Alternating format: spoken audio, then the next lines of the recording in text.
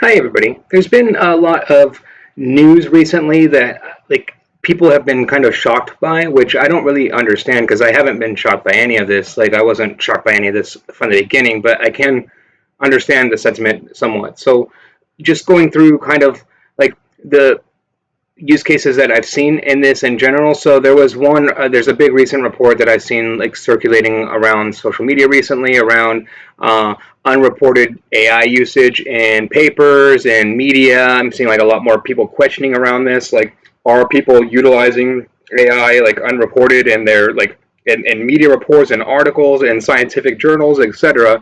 And people are getting busted for it, and they're getting busted for it in the stupidest of ways, right? And like they're getting busted for it because they leave the uh, regenerate button there and stuff like that, and then so just by being like really lazy about it, and then like so the question then is there any way to actually disprove or to like prove that someone is something is AI written as opposed to human written, and like a lot of people keep asking this same question over and over again. So starting off there, the answer is no. Like how first of all, how exactly would something like that work just from a pure logic level, right? We're talking about language and word usage and just within that. So with this, I mean, my specific language, my word usage, my individual word usage, my individual choices in my words are different than yours, right? Like my language pattern is going to be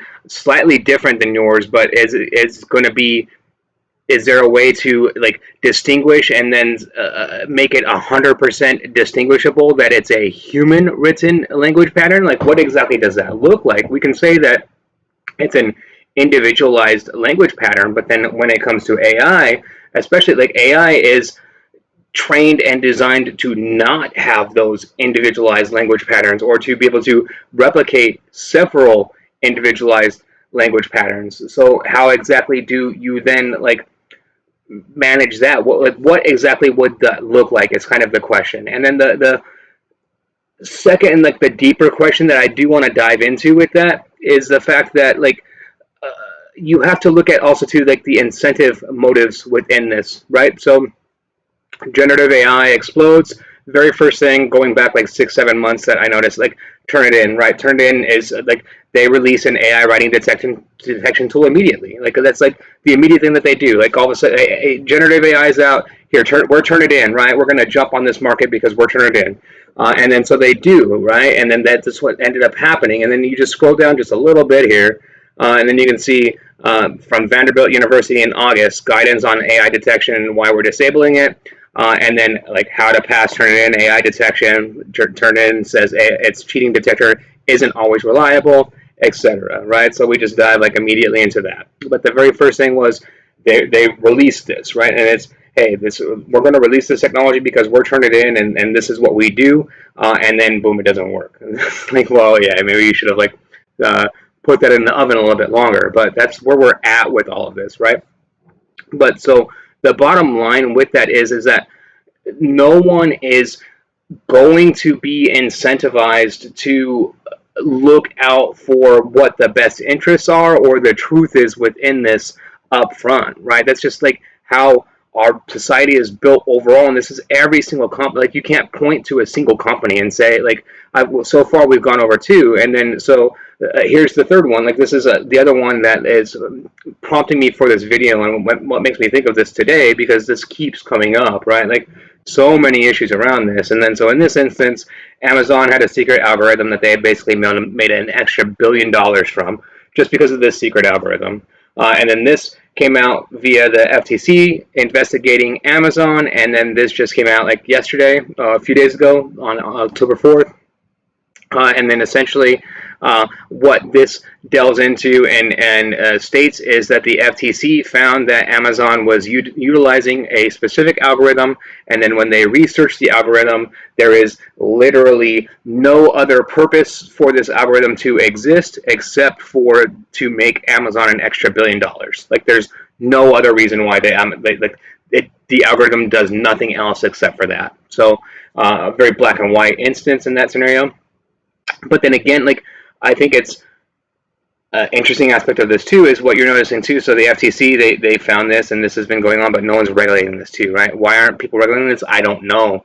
I don't know why it's not getting regulated, but it's not. But so this is the reality that we're currently in, and then so framing it this way, right? And then so to me, in this reality, we shouldn't be asking questions like, is there a AI detector that exists? Like, can we develop an AI detector? No, we're not going to be able to. What would that look like? I think those types of questions are pure science fiction. But so that also isn't very, like, it doesn't bring the discussion forward. So how can we bring the discussion forward in that instance and given that context then? So to me, how we bring this discussion forward is like going back again to what Elon Musk said about 6 months ago, and I haven't seen anything about it recently since then, is Truth GPT, right? Like a truth detector. Like we don't need an AI detector. An AI detector isn't going to exist. It's not going to work. It's going to be what Turnitin said that they were going to do, and it doesn't work. But what we can do is truth detecting, right? Like what's the underlying problem that people state with utilizing generative AI in works and in books and things like that? It's that the generative AI model can hallucinate. It can come up with false like false references, etc. Right? And people can do the same exact thing. So that is why I personally why I think we're in this situation overall is because there's too many voices and not enough checks on that, not enough checks on the truth. And then so rather than saying, hey, like, is there a tool that we can utilize to blame or to like this is AI, like this is completely AI focused or AI written. That's not the question. The question is it truthful? Is the content of it truthful or not? And that's a lot easier question to solve. We could solve that problem 100%. We just need to build Truth GPT. And then so if we build algorithms along those lines and we start asking those questions, I think we'll get this debate a lot further and progress this a lot further. And I think like at this point, that's the direction that society has to go. Again, just to reiterate this, it's this landscape isn't going to change. Like, what is going to change this landscape? There's nothing that is regulating this. And then do you think that companies are all of a sudden going to not put the profit incentive first? Companies like Turnitin, they're not like they're going to all of a sudden start researching and then not say that they can put out a product that they can, or Amazon's not going to go for that extra $1 billion. Why?